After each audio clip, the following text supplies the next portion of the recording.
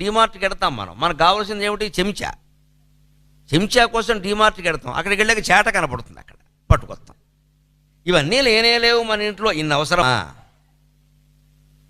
అక్కడ ఏవో తిరుగుతుంటే వాడు సొమ్మేం పోయింది, ఒక 100 పెడతాడు, 100 ఏమిటి 1000 1,00,000 పెడతాడు.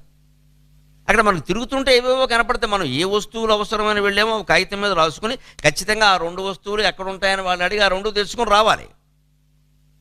అంతేగాని అలా తిరిగామనుకో మొత్తం దుర్యోధనుడు మైసభలో తిరిగినట్టే, ఇంకా జారిపడటం ఖాయం, నవ్వడం ఖాయం.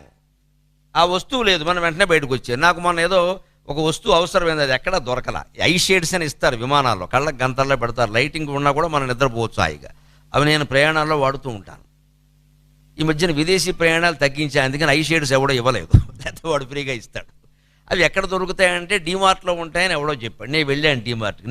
నేను సరిగ్గా లోపలికి వెళ్ళి ఇటువంటివి ఏమైనా నీకు దొరుకుతాయని అడిగాను. వాడు అక్కడ ఉంటే ఉండొచ్చండి చూడండి